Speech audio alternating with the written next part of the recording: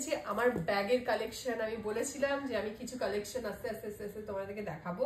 তো তোমরা অনেকেই ব্যাগের কালেকশন নিয়ে মানে আমার থেকে অনেক অনেক ব্যাগ আমি ইম্পোর্টেড ব্যাগ তোমাদেরকে দিয়েছি, বাট আমার কাছে কি কালেকশন আছে সেটা তোমাদেরকে দেখাই, চটপট দেখাবো কারণ এত ব্যাগ।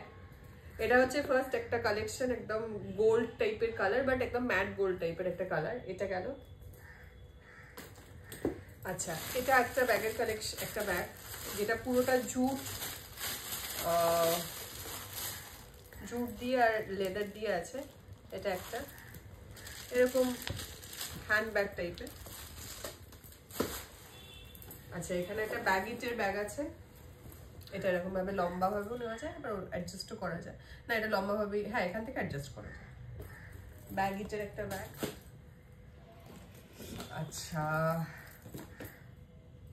এটা ফরএভার গ্ল্যামের ব্যাগ, বাট আমার এখানে মোস্ট অফ দ্য ব্যাগসই কিন্তু গিফটেড বাই সামওয়ান, কেউ না কেউ দিয়েছে।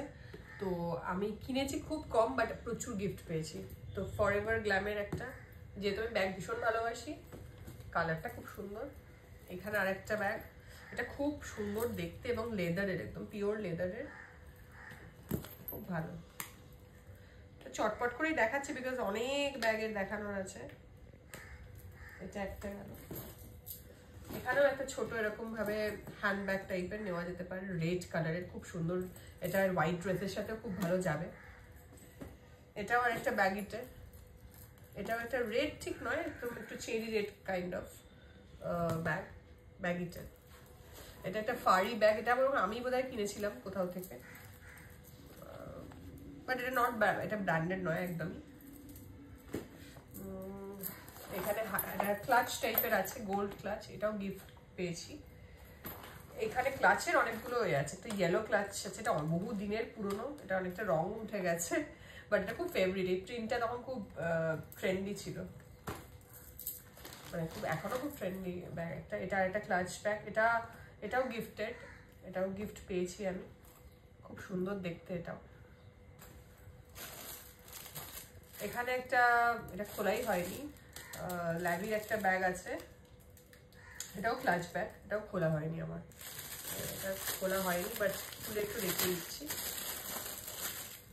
সুন্দর একটা লেদারই হবে, ফিনিশিং একটা সুন্দর দেখতে। এটা ঢুকিয়ে রাখি কারণ না হলে ইউজ না করলে না নোংরা হয়ে যায়। ইউজ তো করবোই, করা হয়নি। এটা আমার বিয়ের সময় রিসেপশনের দিনের একটা ব্যাগ, এরকম রিসেপশনের লেহেঙ্গার সাথে পরেছিলাম।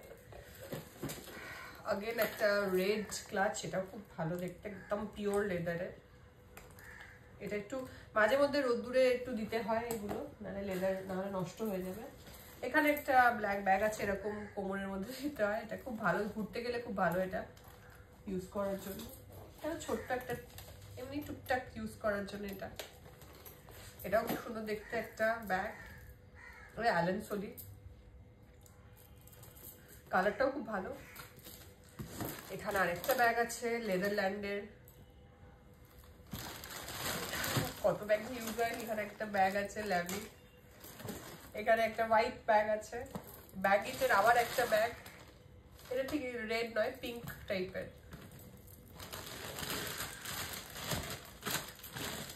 আবার একটা রেড কালারের ব্যাগ, এটা পিঠে নেওয়ার একটা ব্যাগ।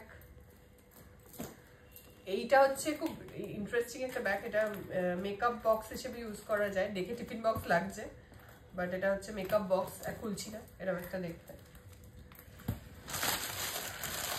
এটা খুব সুন্দর একটা, দারুণ দেখতে একটা ব্যাগ, এটা শিলিগুড়ির হংকং মার্কেট থেকে কেনা আমার। এটাও আবার একটা ল্যাভির ব্যাগ। अगेन বাপরে বাপ, দুটো লেদার ব্যাগ। আর এটাও খুব ভালো, আইফিলের একটা ব্যাগ। আইফিলটা অনেকেই জানো, আইফিল ব্র্যান্ডটা। সো মোটামুটি কটা ব্যাগ আছে আমি জানি না, আর অনেক ব্যাগ আমি দিয়েছি, যে ব্যাগগুলো আমি মানে ইউজও করিনি এরকম ব্যাগ, বাট আমি ইউজ হয়তো করবো না, সেগুলো দিয়েছি। সো এইগুলো এখন আমার মোস্ট ফেভারিট ব্যাগস আর কি। তো আমার কাছে সোনার গয়নার থেকেও বেশি প্রিয় হচ্ছে ব্যাগ, ঘড়ি আর জুতো, যেগুলো আমি রাখা থাকে প্রচুর কিন্তু পরি না, চেঞ্জ করি না, সেটার জন্য অনেক কমপ্লেন আসে। বাট স্টিল আমি নিজেকে বোঝাই না, আমার চেঞ্জ করে করে প্রত্যেকটা ড্রেসের সাথে আলাদা ঘড়ি, আলাদা জুতো, আলাদা ব্যাগ পরতে হবে। বাট আলটিমেটলি বেরোবার সময় এত তাড়া থাকে পড়া হয় না, বাট না, আমাকে এটা করতে হবে। তোমরাও কিরকম করো বাড়িতে আমাকে একটু জানিও তো, তোমাদের ব্যাগের কালেকশন আমাকে ছবি তুলে পাঠিও, আমি কমেন্ট বক্সে ওয়েট করবো। আর তোমরাও কি আমাকে তোমরাও কি আমার মতনই করো যে কেনা আছে বা আছে প্রচুর ব্যাগ আর ইউজ করি সেই একটাই, জুতো সেই একটাই, ঘড়িও সেই একটাই, এরকমই আমার মতো কি কুড়ে যারা যেরকম হয় এরকম কাজই করো? আমাকে জানিও, কমেন্টের জন্য কিন্তু ওয়েট করবো। আর এই ভিডিওটা কেমন লাগলো সেটাও জানিও, ভালো লাগলে লাইক এন্ড শেয়ার কিন্তু করতে হবে। টাটা।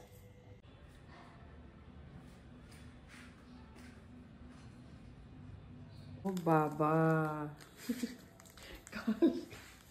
ও ভালোবাসা বলেছিলাম না, ভালোবাসা চাবি দিয়ে বেঁধে রাখতে। এভরিওয়ান, আজকে একটা স্পেশাল ডে, তাই জন্য তোমাদের সাথে ব্লগটা শেয়ার করছি, সেটা নিয়েই করছি আজকে ব্লগ।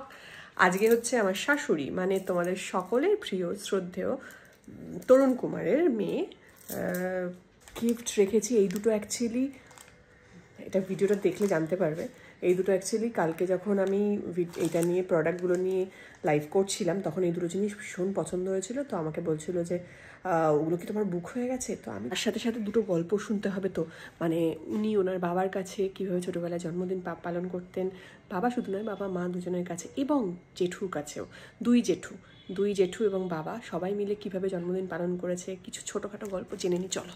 হ্যাপি বার্থডের জন্য এই দুটো। ও বাবা, ও ভালোবাসা বলেছিলাম না, ভালোবাসা চাবি দিয়ে বেঁধে রাখতে হয়। এইটা কালকেই পছন্দ হয়েছিল, তখনই ভেবেছিলাম যে আজকে যখন বার্থডে তখন দেখিয়েই দিই সবাই যারা। এই দুটো খুব পছন্দ হয়েছিল, এই দুটোই। আচ্ছা, এবার আজকে তো এমনি ছাড়া যাবে না, তার কারণ হচ্ছে যে এটা হাউস কোট দিয়ে শুরু হোক। এই রে, এটা কার? এই হাউস কোটটা আমার মার। কত মাকে এটা অনেক বছর, তখন কত বছর, আমার তখন 7-8 বছর বয়স। তাহলে হ্যাঁ, এটা একজন বিদেশ থেকে মাকে একটা কাপড় এনে দিয়েছিল, এমনি আর কি, কোনো ড্রেস বা কিছু বানাবার জন্য বা কিছু, মা এরকম ভাবে বানিয়েছে। কিন্তু এবার সৌরভ এদিকটা একটু এসো, সেটা হচ্ছে যে মানে তোমার মায়ের জন্মদিনের বিষয়টা তো তুমি জানোই, দেখেছো, বাবা পালন করেছে বা কিছু, তাই তো দেখেছো।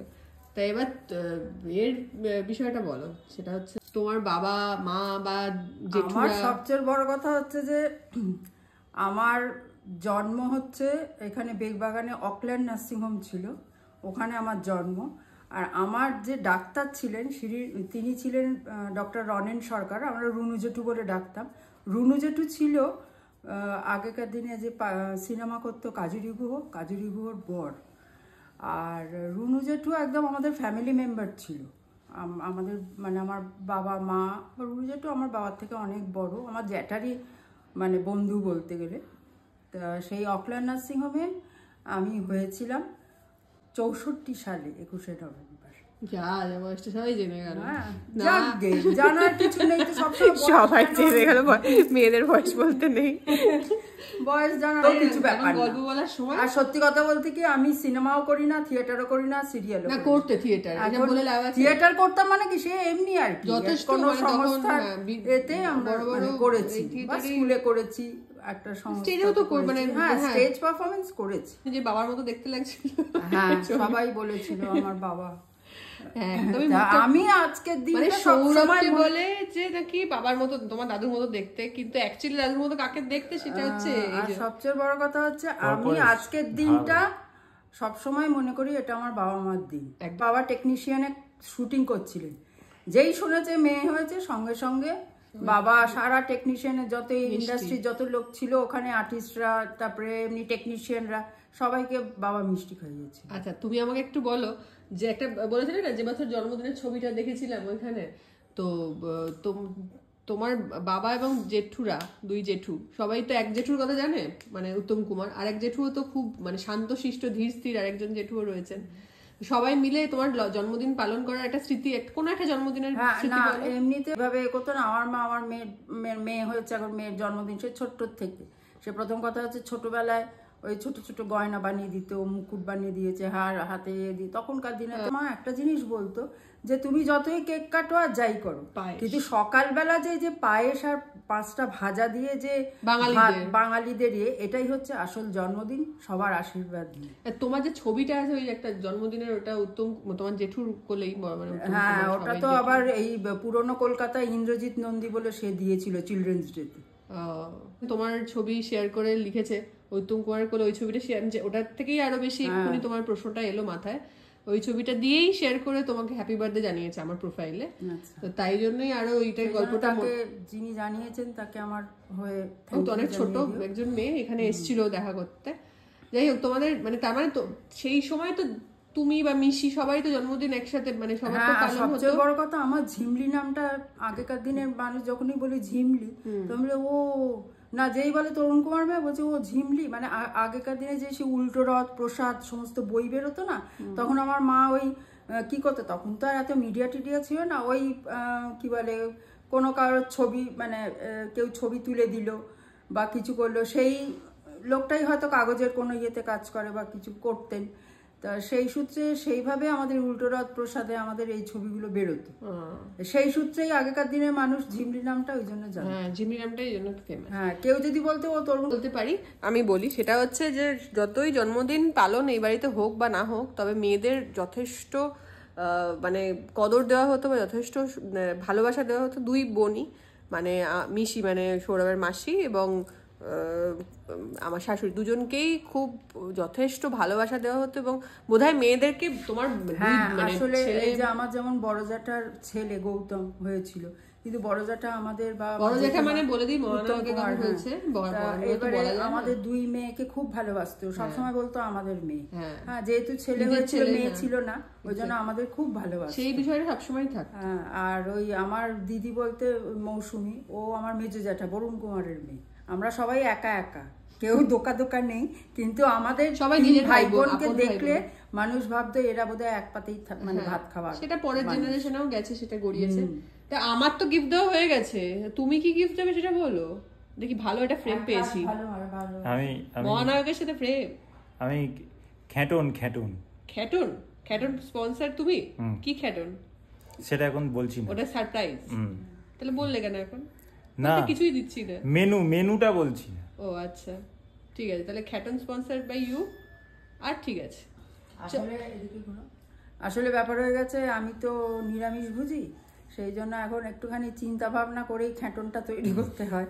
হ্যাঁ, মাছ মাংস হলে নয় মাংসের একটা কিছু নিয়ে এলো বা একটা যাই হোক তার সাথে, কিন্তু আমি তো কিছুই খাই না, তো সেই জন্য।